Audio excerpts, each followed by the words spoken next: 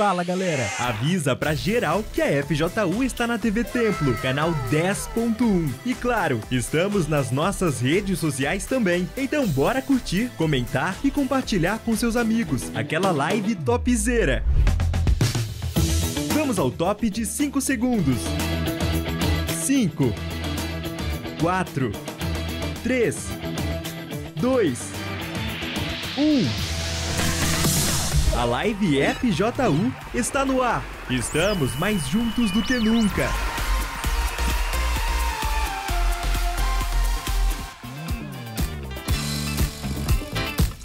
Fala pessoal, tudo bem? Bem-vindo a mais um Live FJU nessa semana especial. Daqui a alguns dias nós estaremos juntos no evento Família ao Pé da Cruz. Aqui em São Paulo teremos duas reuniões, dois eventos especiais na Arena Mercado Livre Pacaembu, no novo estádio do Pacaembu, às 10 da manhã e também às 17 horas. É claro que para você entrar, você precisa ter a sua credencial, você tem que conseguir essa numa Universal mais próxima de você, ou você pode participar lá fora também. Nós teremos um telão, um som para as pessoas que não vão poder entrar, elas vão participar junto conosco, da mesma forma, ali na parte de fora do estádio, tá bom? E claro, o propósito desse evento é levar a nossa família ao pé da cruz.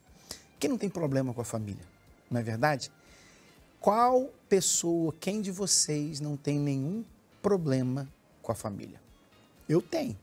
Eu tenho familiares que ainda não são parte da família de Deus e vou levá-los pela fé ao pé da cruz nessa sexta-feira, nesse evento, Família ao Pé da Cruz. E aconselho você a fazer o mesmo. Aqui em São Paulo, como eu disse, vai ser no estádio Pacaembu, no Rio de Janeiro, no Maracanã, e em todos os estádios, nas igrejas Universal, nós estaremos nesse mesmo propósito nessa sexta-feira. E como nós estamos falando de família, hoje eu trouxe aqui uma mãe e uma filha, a Jennifer e a Elaine, a mãe dela, não vou chamar de dona, porque é mais nova do que eu, mas elas vão contar pra gente o que aconteceu no relacionamento delas, né? Como que a Elaine teve problemas com a Jennifer, o que ela fez que não funcionou, o que ela fez que funcionou, que ajudou a fazer com que a Jennifer mudasse e pudesse estar aqui com a gente hoje, tá bom? Então não sai daí não, fica aqui conosco que a gente já volta já já. Começou a Semana Santa, o período que mudou a história do mundo e que agora reviveremos em todas as igrejas Universal, que certamente marcará a sua vida. Confira agora a programação. Hoje, 14 de abril, o clamor da purificação com o lavar das mãos. Terça, dia 15, a reunião do poder da fé e o cumprimento da profecia. Quarta-feira, dia 16, o derramar do perfume e a continuação do estudo Defesa da Fé. Quinta, dia 17, o lava-pés na terapia do amor. Uma valiosa lição para a sua vida amorosa. Sexta, dia 18, a família ao pé da cruz. O maior evento pelas famílias de 2025, no novo estádio do Pacaembu, com transmissão simultânea para todas as igrejas no estado de São Paulo. Sábado, dia 19, o sábado de Aleluia, no jejum coletivo. E encerrando esta semana especial, domingo, dia 20, o domingo da ressurreição. Programe-se e reviva dias de grandes experiências com Deus. Agenda especial da Semana Santa. Até 20 de abril, no Templo de Salomão e em todas as igrejas Universal. Encontre o templo mais próximo acessando universal.org/localizar.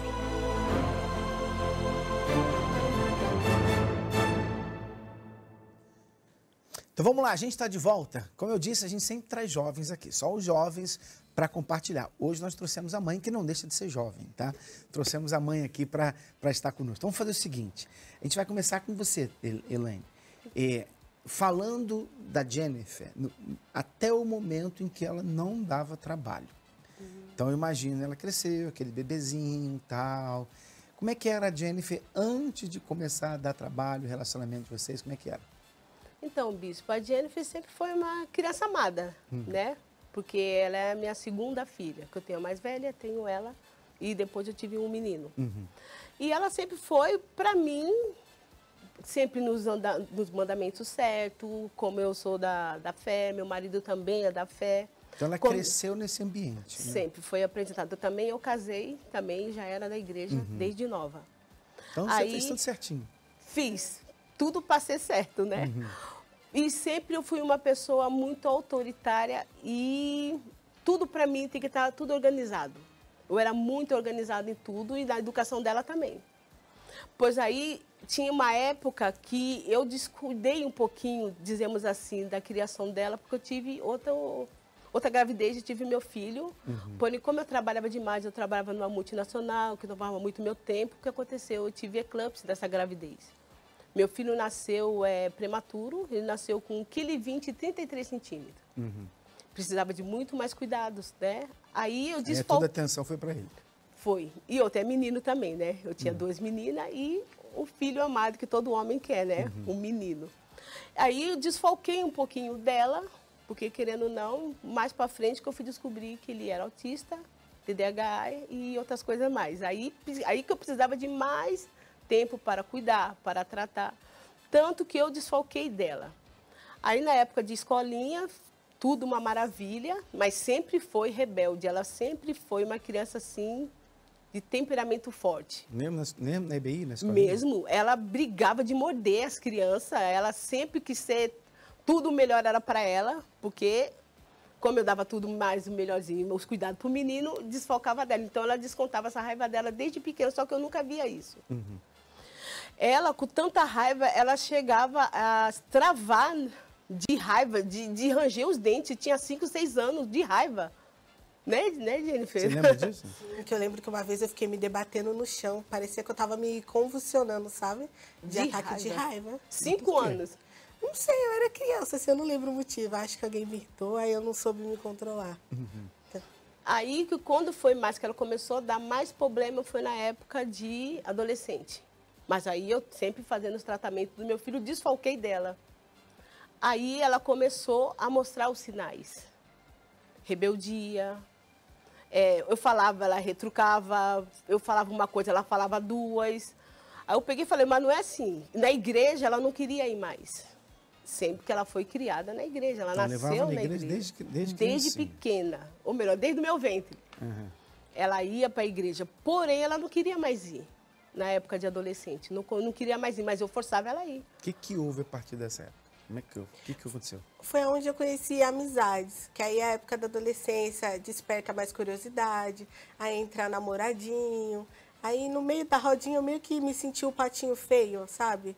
Então eu meio que fui influenciada e despertou uma certa curiosidade. Mas patinho feio por quê? Porque você não fazia o que as outras faziam? Isso, era como se eu fosse a estranha. Então você era patinha bonita, né? Isso, exatamente. Mas nos meus olhos, na época, eu era a patinha feia, assim. A excluída, a sem graça, sem sal. Por causa que a vida dela era diferente, né? Do que as outras pessoas que não eram da igreja. Então ela ficou comparando. Fulana pode sair, pode beber, pode sim, eu não, só vou para a igreja. Então ela ficou achando a igreja sem graça. Então você achava que, por causa da igreja, sua mãe te prendia. Isso. Você era presa e não podia fazer nada. Isso, eu achava que ela teve lavagem cerebral, que ela que estava presa e eu que era solta. Isso que eu achava. E aí você começou a fazer o quê? Foi aí que eu comecei a ter mais interesse em meninos. Aí eu ficava com um, ficava com o outro, até que eu decidi namorar sério. Minha mãe falou, olha, não faz isso, não namora, você é muito nova. Fui, namorei, me traiu, aí terminei. Depois eu comecei a frequentar muito carnaval, eu ia para a festa das amigas, então eu ficava com um, ficava com o outro. Eu lembro que na época eu tinha até uma listinha. Eu fiquei com 1, 2, 3 e fazia essa listinha para me sentir a melhor, sabe? Porque eu me sentia superior, sabe? Então, eu comecei a ser uma pessoa egocêntrica. Era eu acima de todos, não tinha sentimento por ninguém, eu pisava nas pessoas, eu comecei a ser o coração duro. E sua mãe sabia? Seus pais sabiam de tudo isso aí ou não? Sabia, porque eu tive um namoro onde a pessoa foi chorar lá no meu portão e eu não quis saber, humilhei a pessoa. E minha mãe sempre tentando conversar. Foi nessa época que a gente acabou arrumando muita briga, que eu comecei a enfrentar ela. E como é que foi isso? Ela enfrentava mesmo o vício. Ela falava assim, e quando eu batia de frente com ela, eu falei, não é assim, você tem que fazer desse jeito, não é aí que uma mulher de Deus se comporta, você tem que se dar o valor. E ela começou a me afrontar. Tudo que me atingia, ela fazia. Ela sabia que eu não gostava que ela saía, e que ela saía. Ela sabia que eu não gostava que ela fumava aquele narguile, né? E aí que ela fumava. Ela sabia que eu não gostava que ela tinha relacionamento com pessoas, porque não, ela era nova, tinha 14, 15 anos, né? Sim. Pois aí que ela tinha. Aí é que via aquele conflito, porque eu falava, mesma coisa, estava falando com ninguém. Ela me ignorava, ou se não batia de frente. Até que teve até agressão física, minha e dela. Ela bateu em você? Ela vinha, Eu ia pra cima. ela vinha. Aí que eu quebrei uma colher de pau nas costas dela, porque ela veio pra cima de mim. Aí meu marido, que também é da fé, entrava no meio, ele que apaziguava tudo. Aí eu falava assim, poxa, nisso, porque eu larguei o serviço para tentar aquilo que eu mais gostava, que era eu trabalhava na multinacional, que tomava muito meu tempo. Eu tive que deixar porque eu não estava tendo controle mais na minha casa, nem da minha família. E eu falo, meu Deus, onde eu estou errando, o que eu posso fazer para... Eu queria ter... achar o ponto-chave de tudo isso. Porque eu não estava mais conseguindo ter a rédea da vida dela. Mas assim, Jennifer, seus pais não eram maus pais, eram? Não, mas é como se não fosse eu. Aos meus olhos, eles eram mal. Que na minha cabeça, tudo que eles faziam era errado. Porque eles me colocavam como errada. E como eu era uma pessoa egocêntrica, na minha cabeça eu não era errada. Mas colocar você como errada ou certas coisas que você fazia como errado? Com a cabeça que eu tenho hoje, eu sei que era errado, mas na época estava certo, eu estou vivendo a minha vida. Eu pensava, a vida é uma só, eu vou viver, vou aproveitar, e o pensamento que eu tinha muito era assim, só vou aceitar Jesus quando eu estiver velha ou no último suspiro de vida, que é isso que muitos jovens pensam ainda. Esse era o meu pensamento. E como é que esses amigos tratavam você? Eles sempre soubem, assim, que minha mãe era obreira, essas coisas, então eles sempre falavam muito mal da Universal. Para eles, eu defendia, sempre defendia a Universal. Só eu podia falar mal da Universal. Então, eles falavam mal, eu sempre defendia. Só que isso meio que foi me contaminando aos poucos. Aí que começou eu ter bem maus olhos com as obreiras. Vamos pro Força Jovem. Para elas eu ria, eu vou sim, mas que obreira chata, fica me chamando. Então foi aí que começou. É aquele famoso tema que um dia nós tivemos, né, do Encontro Jovem, que a gente chama da gaiola do bem, né? Que os pais aparentemente queriam mantê-la numa gaiola, presa. Mas a gente fala que é a gaiola do bem por quê? Porque aquele exemplo que a gente sempre dá, né? O pássaro que está na gaiola, ele não pode voar. Ele não pode sair daí por aí voando em tudo quanto é lugar que ele quer, realmente. Mas na gaiola ele tem comida, na gaiola ele tem água, ele tem alguém que cuida, leva no veterinário se for preciso, tem a proteção. Lá fora, ele vai para onde ele quer, mas ele está correndo o risco também de um pássaro maior matá-lo, de ser uma presa para um outro animal. Ele tem que caçar comida, não é verdade? Então, a mesma coisa, o exemplo que a gente dá do animal. Vocês têm um cachorro, vocês? Sim, tem? senhor. Qual a raça? É Yorkshire. Então, você tem Yorkshire. Você deixa ele sair na rua, ele ou ela? É ela, é a Belinha. Você abre a porta e deixa a Belinha sair na rua assim, embora? Não. Por que não? Porque ela pode se perder, ser atropelada. Mas é isso que a sua mãe fazia com você. Sim. Né? Ela fechava a porta, para quê? Para você não se dar mal lá fora, né? Então, você cuida bem da Belinha? Sim. Cuida mesmo? Cuido. Então, e sua mãe cuidava bem de você? Cuidava.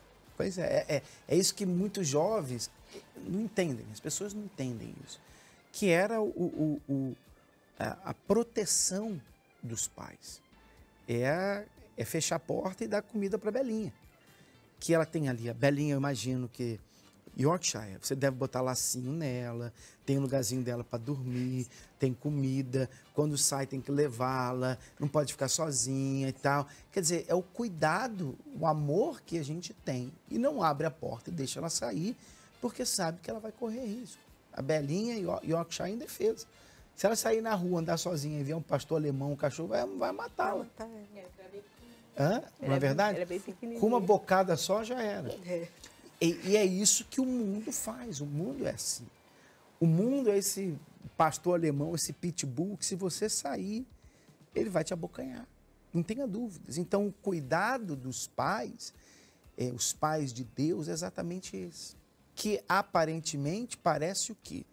Que você está sendo privado da liberdade, que não quer que você curta. Aí os filhos pensam assim, você curtiu a sua vida, por que eu não posso curtir a minha? Você fez o que você quis, por que eu não posso fazer? A vida é minha, quem manda sou eu e tal. Então, essa revolta, essa rebeldia é o que tem feito muitos jovens sofrerem. Porque, no final das contas, quando você está com um problema, rapaz, moça, quando você se der mal lá fora, quando você se arrebentar lá fora, aqueles amigos que supostamente são seus amigos vão te ajudar, não. Não vão estar ali para você, para te ajudar, não. Quando você estiver tendo coma alcoólico, quando você estiver preso, quando você estiver passando por uma situação difícil, ninguém vai estar ali para você. Quem vai estar ali são os seus pais. Então, é melhor você ficar na gaiola.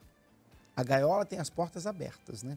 A pessoa é livre para fazer o que quiser, mas ela não é livre das consequências das escolhas dela.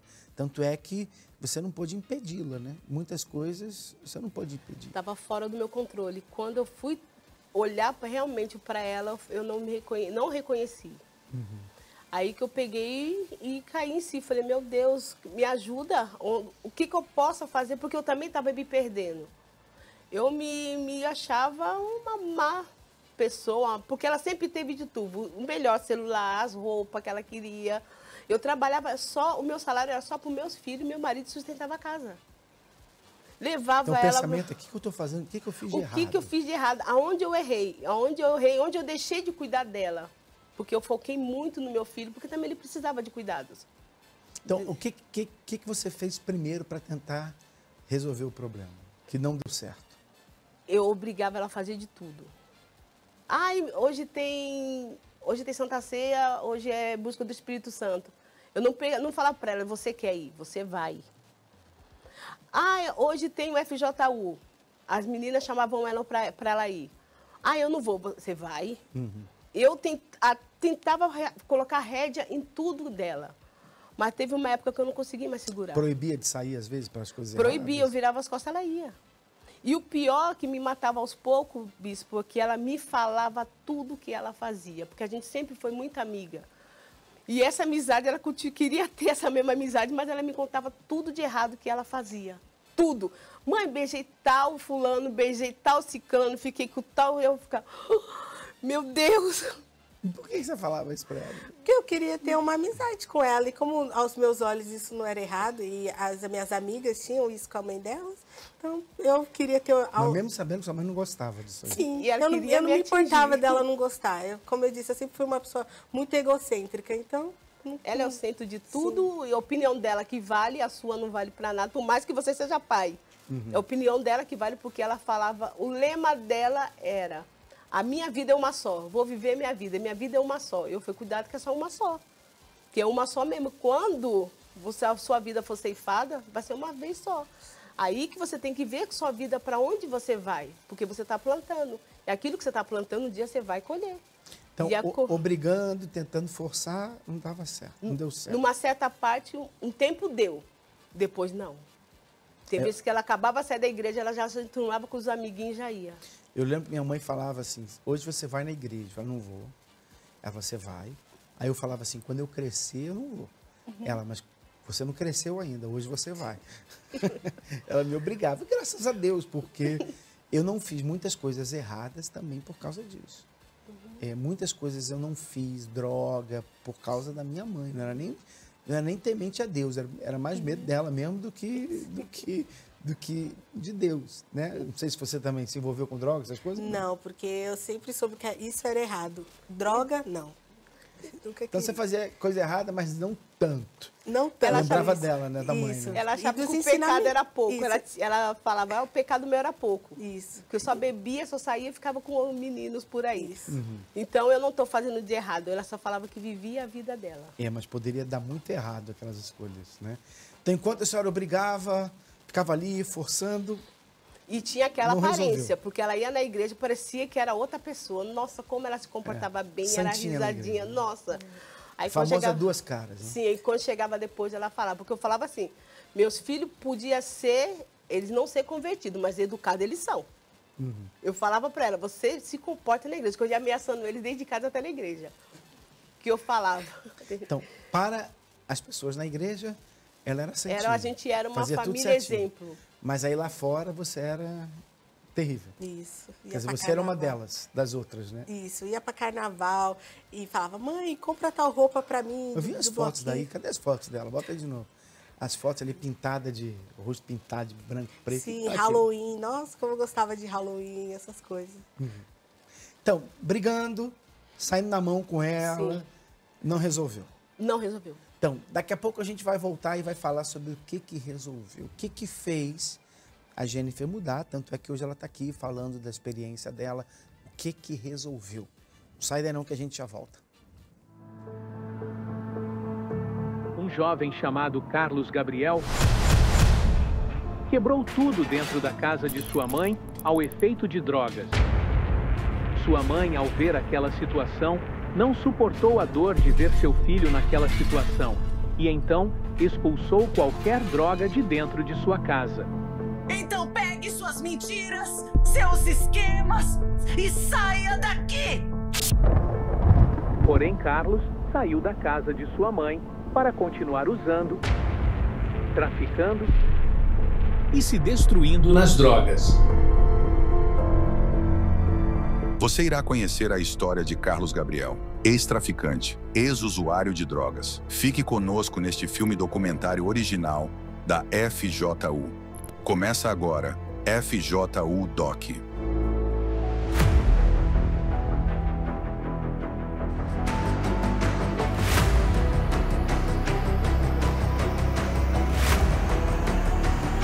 FJU Doc.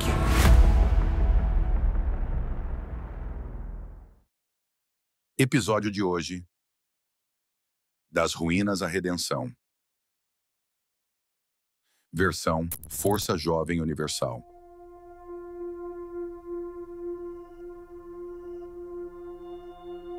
Olá, meu nome é Carlos Gabriel, tenho 25 anos e vim compartilhar minha história com vocês. Desde que eu nasci, eu conheço a Igreja Universal. Inclusive, eu fui apresentado no altar da Igreja Universal. Porém, por não ter nascido de Deus, por ter conhecido só o poder de Deus, por não ter tido o entendimento da palavra, eu acabei me envolvendo com más amizades. E aí foi essa hora que o mundo ele brilhou para mim. Quando eu tive a primeira vez contato com colegas, né, que eu via que eles faziam muito sucesso com meninas, eles eram descontraídos, estavam sempre rindo, e esse tipo de gente começou a me atrair.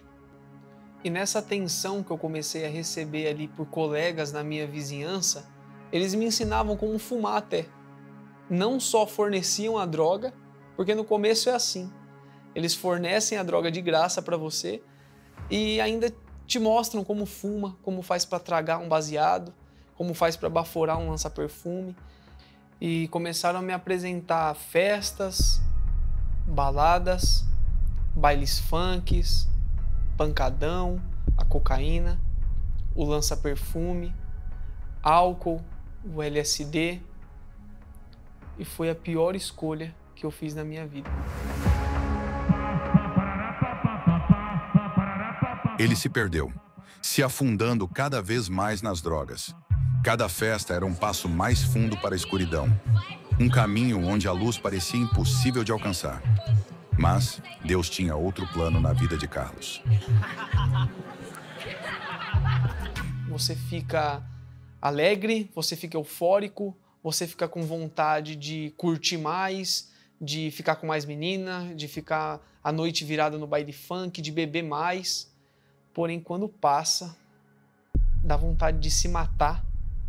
Então aquilo era um sentimento de um fracassado, de alguém que perdia por um pino, para algo tão pequeno, mas que dominava a minha cabeça, dominava a minha vida. Então eu comecei a traficar, comecei a praticar pequenos furtos, comecei a roubar celular na rua das pessoas, comecei a ir para a biqueira para poder vender droga, para poder ficar como vapor, né, que dizem. E foi a pior coisa que eu fiz. Teve um dia que eu fui traficar, que foi um dia que eu estava com muita fissura, e eu fui andando até a biqueira e fui trabalhar na biqueira. Eu larguei o trabalho que eu estava para ir trabalhar na biqueira. E eu fui para fazer dinheiro na biqueira e eu saí devendo. Eu usei mais do que eu vendi. E naquele dia eu fui ameaçado, eu fui para as ideias, né, com os irmãos, como falam, e se não fosse Deus ali ter me livrado, creio que pelas orações da minha mãe, eu acredito que hoje eu estaria morto. Eu não estaria aqui contando esse testemunho. A dívida com o tráfico o condenou. Ameaçado de morte, o fim parecia muito próximo. Mas em meio à escuridão, a oração de sua mãe se tornou sua proteção. Pois dessa vez era a sua mãe que estava no altar, lutando por Carlos Gabriel. Se tu não pagar essa parada aqui, mano, nós vai tirar a sua vida, tu vai pagar com a sua vida, parceiro. Sua vida. Se ligou? Cheguei ao ponto de usar tanta droga que eu fiquei irreconhecível. Eu quebrava as coisas dentro de casa, eu quebrei a porta, eu quebrei a casa inteira, para falar a verdade. E a minha mãe não aguentou me ver naquela situação e ela foi obrigada, até pelo bem da vida dela, a me colocar para fora de casa. Então eu ficava na rua perambulando.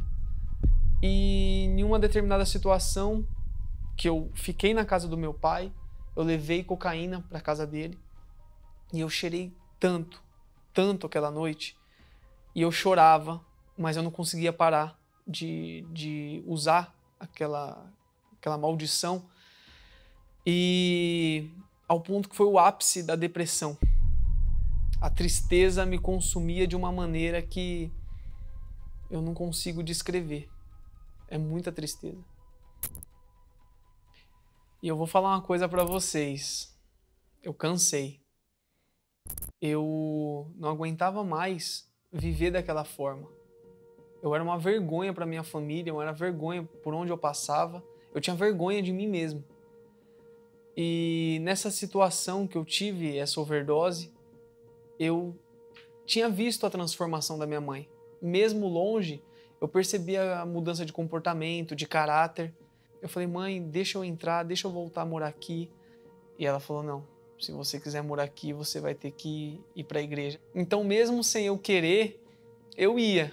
Eu ia drogado, eu ia largado, eu ia bêbado, mas eu ia. Mas indo na igreja, mesmo que contrariado, mesmo que obrigado, a palavra começou a entrar. Consumido pelo arrependimento, ele abandonou o tráfico, as drogas e as noites perdidas, deixando tudo para trás.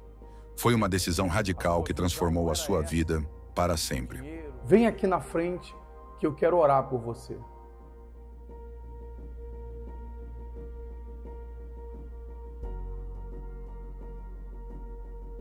E nesse dia eu falei para Deus, falei, meu Deus, se o Senhor não entrar em mim,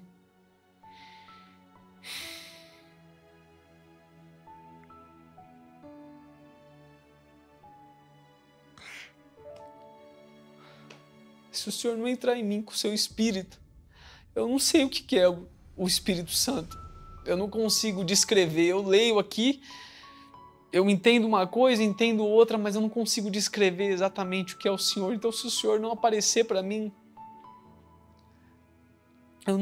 eu vou acabar voltando para o mundo. Eu não vou aguentar, porque eu não aprendi a ter um caráter forte. Se o Senhor não me der um caráter forte, eu não vou ter. Eu sou fraco sozinho. Ele desceu sobre mim, eu estava dentro do meu quarto. Pra gente ver que Deus, quando você é sincero, Ele quebra todas as barreiras. E ali o Espírito Santo me selou. Eu senti paz, eu senti alegria. Eu pude perceber a presença de Deus ali. foi algo glorioso e depois daquele dia eu nunca mais fui o mesmo. Eu vou falar para vocês agora a importância do grupo que me ajudou. Se lá atrás teve um grupo que me levou para as drogas, agora teve um grupo que me levou para pertinho de Deus. Nesse grupo eu conheci a Deus. Esse grupo simplesmente mudou minha vida. E para todos vocês que estão tendo a oportunidade de ver esse testemunho, essa história, eu convido vocês para fazerem parte da Força Jovem Universal. Essa foi a história do Carlos Gabriel. Essa foi a minha história. E eu tenho certeza que a próxima história será a sua.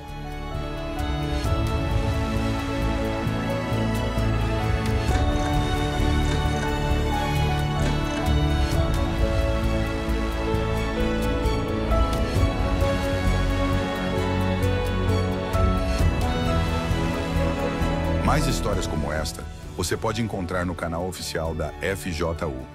Busque Força Jovem Universal no YouTube, se inscreva e ative as notificações. Força Jovem Universal. Aqui a Força Jovem é você.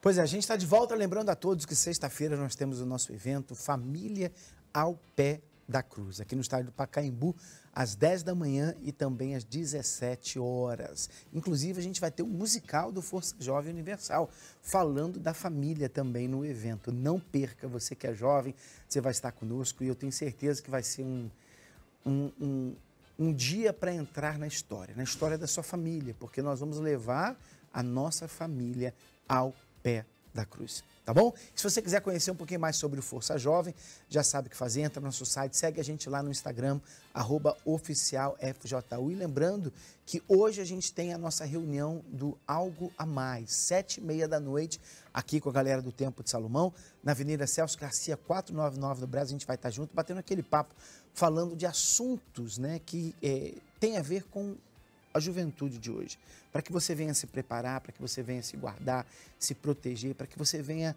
usar de sabedoria, porque, como a gente sempre fala, a vida é como um cartão de crédito sem limite. Você pode gastar o que você quiser, mas a conta vai chegar, você vai ter que pagar. E se você, na hora que a conta chegar, se você não tiver que pagar, você vai estar em apuros, não é verdade? Então, o melhor é não gastar. Não gaste aquilo que você não tem como pagar. Você entende isso, né?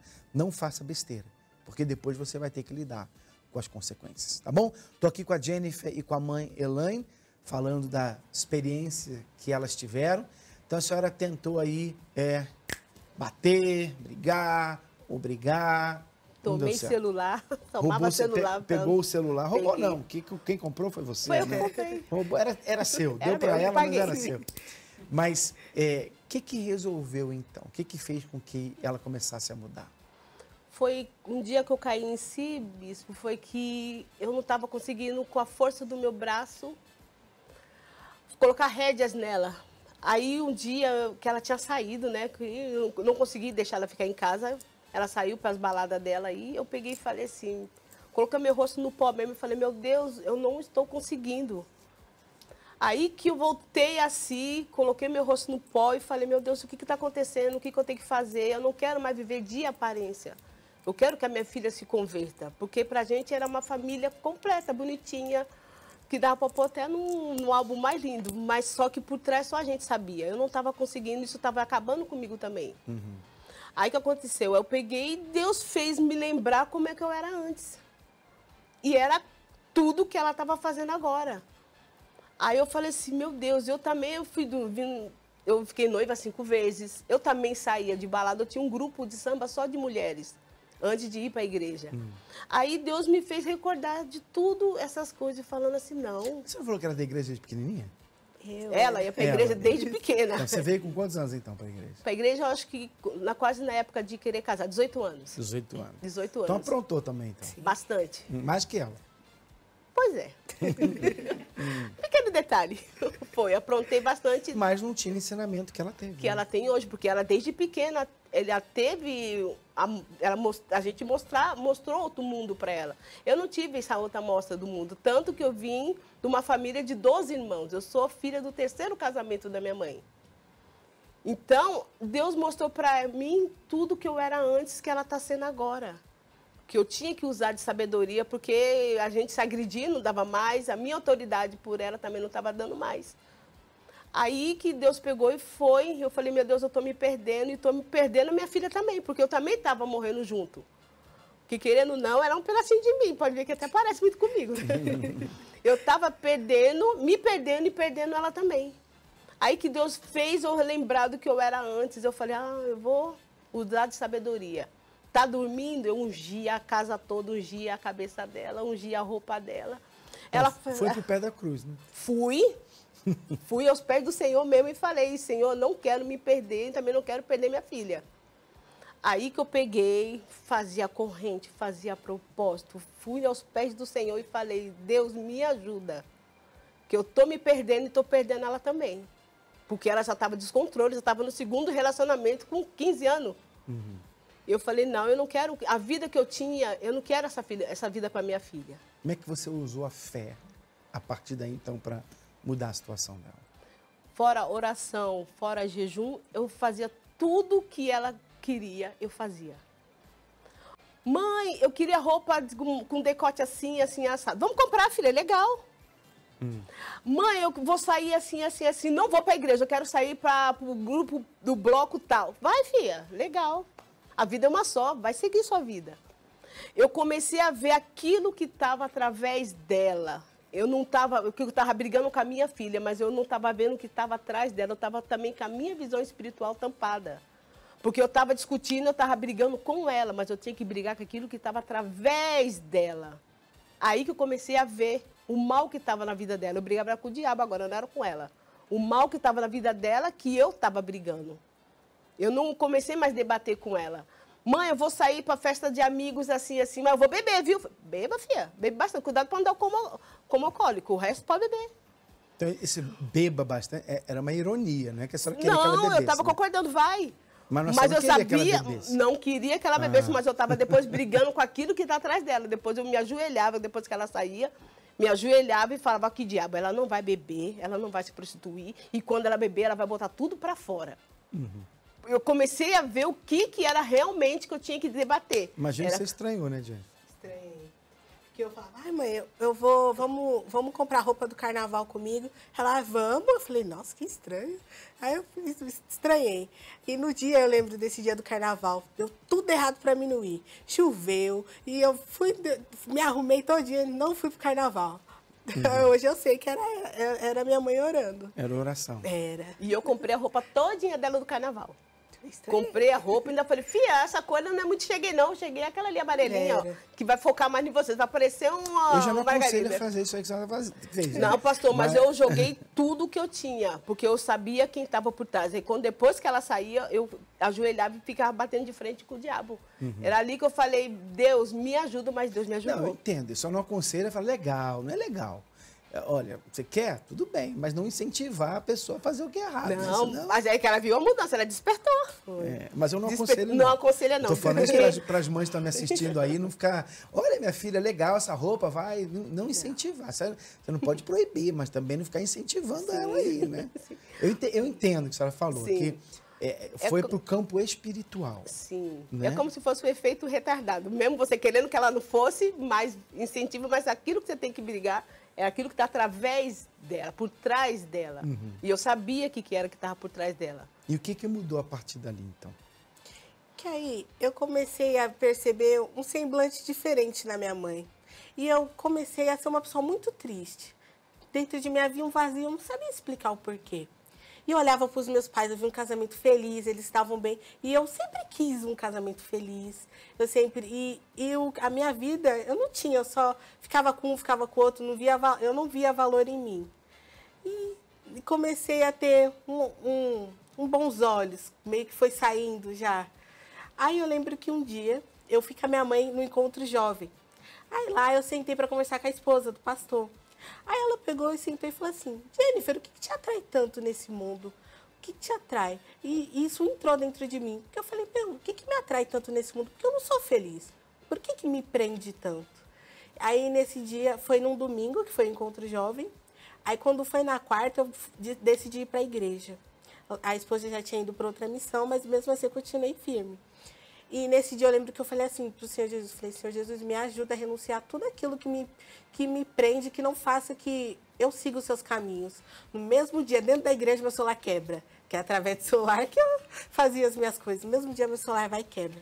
Na sexta-feira, tinha algo e me começava a queimar. Eu falei, meu Deus, está acontecendo alguma coisa. Eu falei, mãe, vamos comigo para a igreja? Que eu sabia que sexta-feira era a libertação. Vamos, mãe, para a igreja. Nesse dia eu passei muito mal. Na oração forte eu passei muito mal. Que aí foi aonde o mal saiu. Aí foi onde eu consegui a seguir os passos de Jesus. Porque eu conhecia a história de Jesus, mas eu não conhecia o Jesus.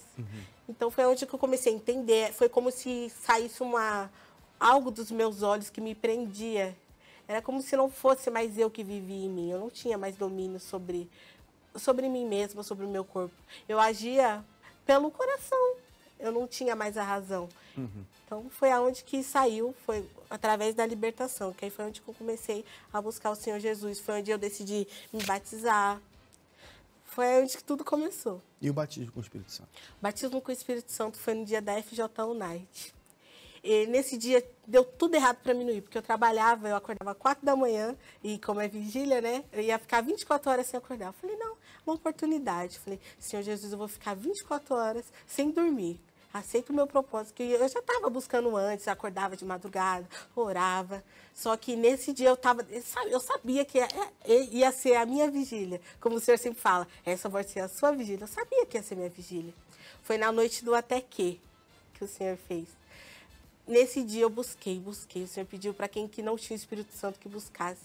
Nesse dia eu busquei, dentro de mim veio uma certeza que eu fui selada, que o Senhor Jesus era comigo e que a partir daquele momento a gente era um só. O que mudou a partir dali?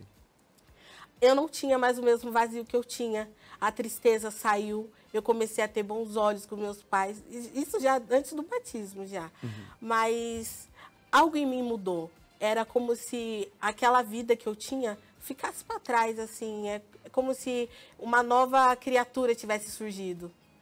Eu comecei a ser feliz. Tudo se tornou diferente. Eu conheci o Senhor Jesus, então você viu tudo mudança mudou. nela? Mudou demais, bispo. Ela mudou demais, ela que agora quis seguir o meu, assim... O Senhor Jesus, ela estava seguindo, porém quis seguir meus passos. Tanto que eu sou cuidadora de idoso, ela também fez um curso, ela é cuidadora de idoso. Agora está fazendo faculdade de pedagogia. Né? A vida dela mudou completamente, ela mudou, ela é outra filha, ela é outra Jennifer. Então não está mais Não, batendo não, asa aí. não, Saiu da gaiola, não quer sair mais da gaiola. Não, vou ficar dentro da gaiolinha. Então, eu estava lendo esse versículo, olha só o que diz. Isso aqui é para vocês jovens, que é como ela estava, né? Diz assim, Eclesiastes capítulo 11, versículo 9. Alegra-te, jovem, na tua mocidade, e recreie-se o teu coração nos dias da tua mocidade, e anda pelos caminhos do teu coração, e pela vista dos teus olhos. Quer dizer, parece até como ela fazia, né? Meio irônico. Calma aí. Anda pelos caminhos do coração, recreia o teu coração nos dias da mocidade. Ele vai falando isso. Aí ele diz, sabe, porém, que por todas estas coisas te trará Deus a juízo. Em outras palavras, você quer ir? Vai, curte.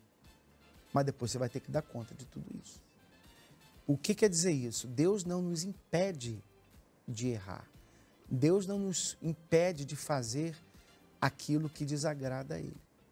Ele colocou Adão e Eva no jardim, deu uma direção para eles, não coma dessa fruta, porque se vocês comerem, vocês vão morrer. Mas Ele não colocou cavou um poço ao redor, para que eles não tocassem na árvore. Ele não colocou cerca elétrica, alarme, não fez nada disso. Por quê? Porque Deus não pode obrigar a gente a fazer aquilo que é certo. Ele dá a direção, igual o pai.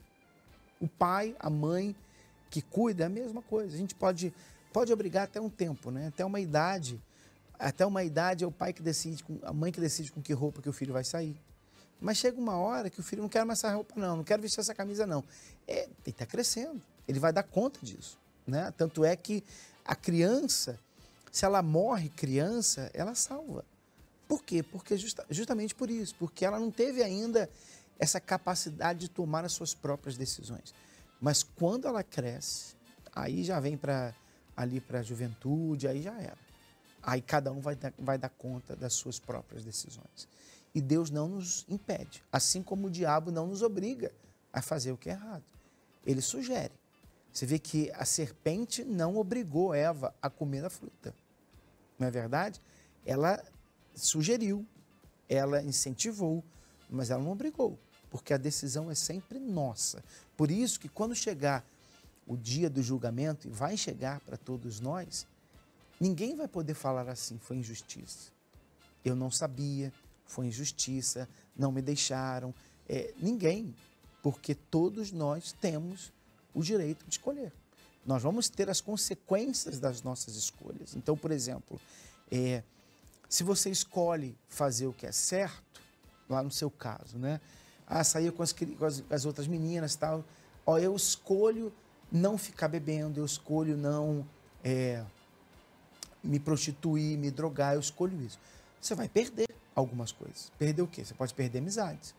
Você pode perder momentos de prazer, curtição que eles têm. É verdade. Você tem que fazer uma escolha. Mas se você escolher o que é errado, você também vai perder.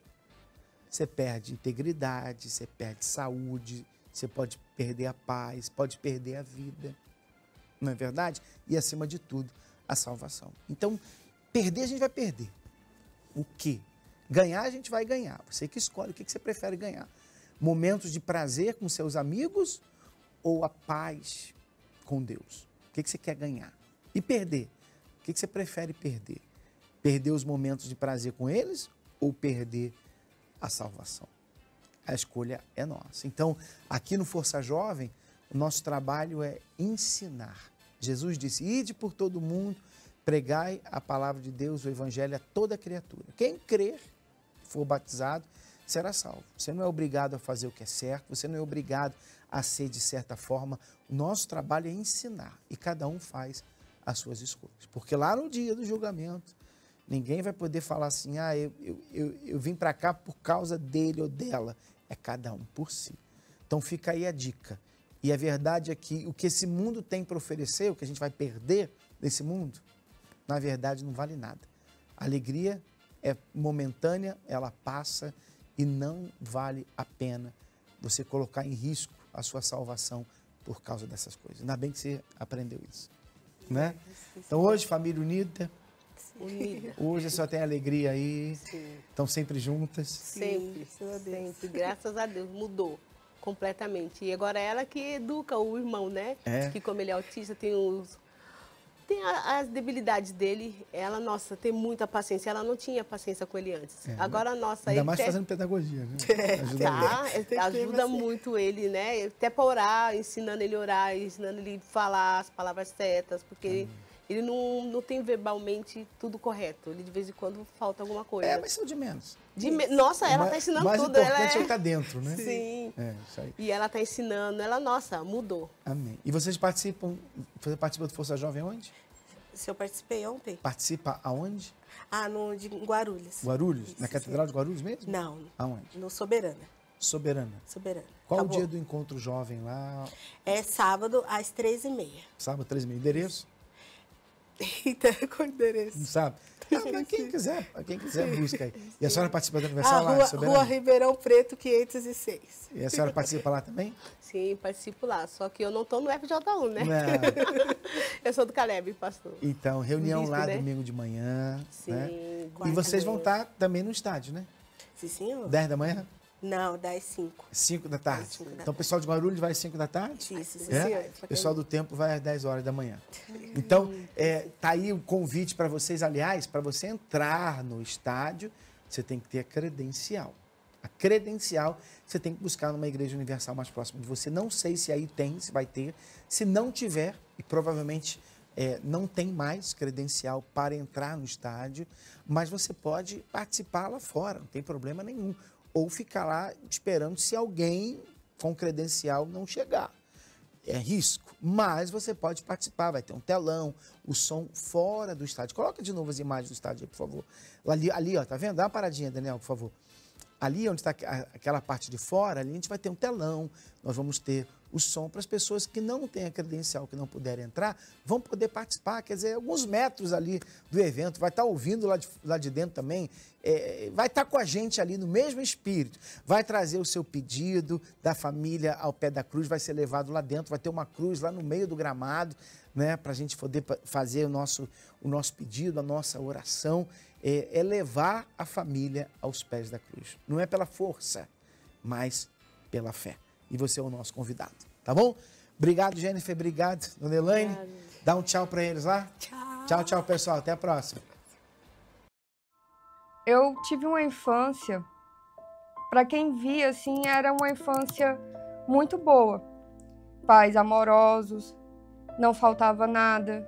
Porém, aconteceu duas coisas na minha infância que me marcou muito. Sofri um abuso de pessoas próximas e eu não podia falar porque eu tinha medo do que as pessoas iam falar.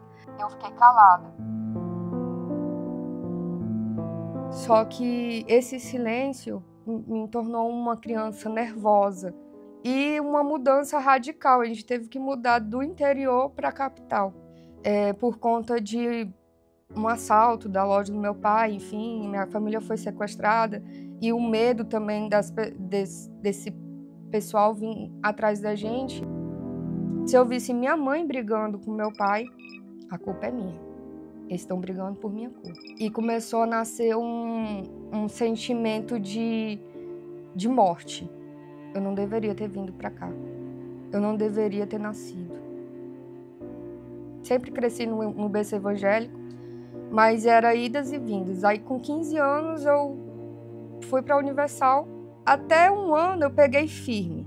Ia para a igreja certinho, tudo que o pastor falava, sim senhor, mas ainda tinha aquele vazio, ainda tinha aqueles pensamentos, aquele medo, que não era nem medo, era um pânico e uma culpa muito grande. Porém, eu me afastei por um desejo de querer viajar, de querer conhecer o mundo. De início era assim, ai que bom, nossa, agora eu posso ser mais livre para fazer o que eu quero. Comecei a encontrar outros amigos, eles pagavam o ingresso para mim. Aí eu falava assim, não, eu não quero ir, hoje eu quero ficar em casa, hoje eu vou estudar. Não, eu pago para você. Então não tinha como não dizer não.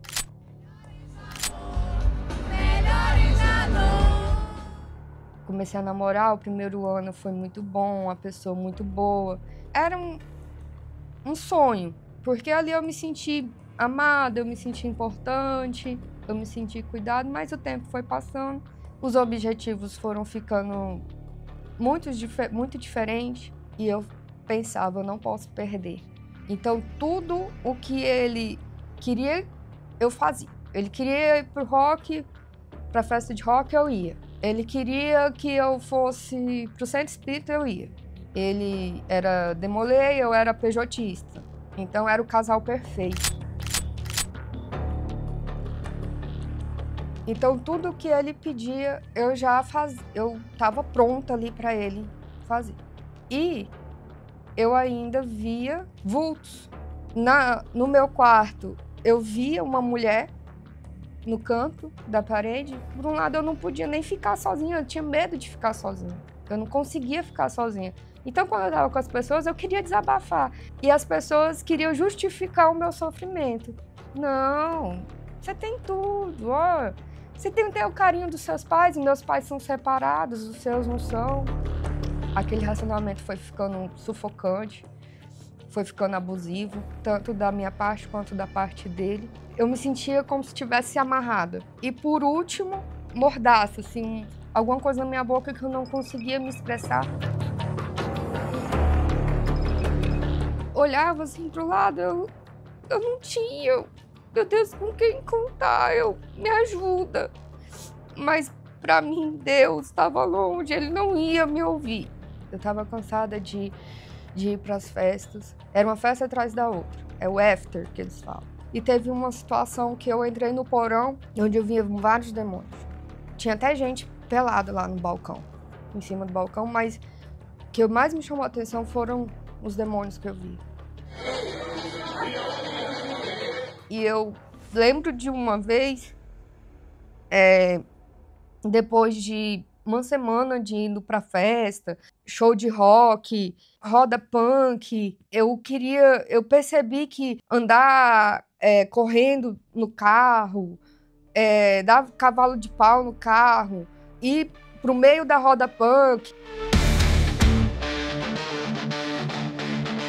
E essas adrenalinas, esporte radical, me davam um alívio.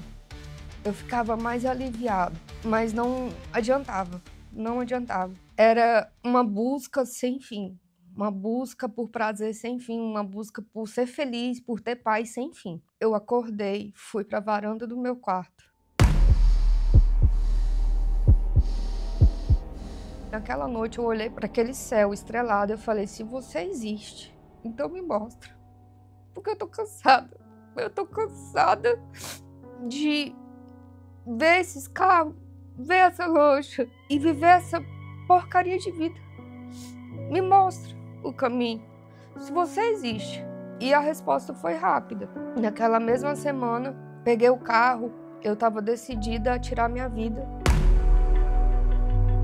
Eu ia pra ponte, ou ia jogar o carro, ou ia me jogar daquela ponte. Mas eu passei pela avenida e via a igreja. Eu entrei na igreja para me despedir e apareceu uma pessoa que pela primeira vez me ouviu. Eu fui ouvida sem ser julgada. Ela não deu uma justificativa para o meu sofrimento. Ela só me ouviu. Ela me deu atenção. Naquela tarde chuvosa, eu saí leve. Foi quando eu falei, não, eu vou voltar. Eu ia para as reuniões, eu dormia nas reuniões, porque na minha casa eu não conseguia dormir. Só que teve uma reunião que o pastor falou sobre o filho pródigo. E a partir daquela reunião, eu voltei de verdade. Eu comecei a ser acompanhada, né? O pessoal do Força Jovem me ajudou bastante. Mas o que eu ficava apaixonada pelo pessoal, é que eles tinham uma paciência. Eu olhava para esse povo, assim, para os obreiros, eu falava assim, eles não têm problema nenhum. Olha a paz que eles têm. Eu falei, eu quero isso para mim. Passei pelo processo de libertação, tive meu encontro com Deus, e no dia 3 de setembro, eu fui batizada com o Espírito Santo.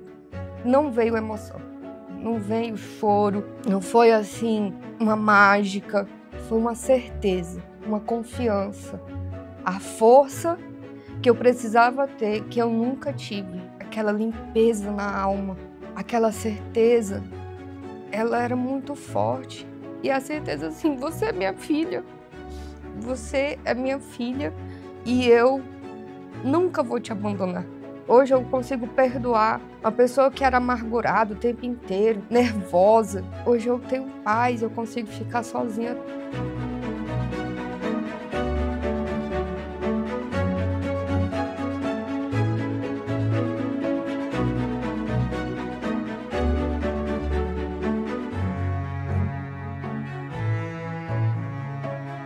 E você que tá aí sofrendo, usando várias máscaras e achando que não tem uma luz no final do túnel, tem uma luz e tem pessoas que vão te ajudar, que vão segurar sua mão, vão te tratar com amor, com carinho. Você também vai receber esse tratamento só pelo fato de você ser.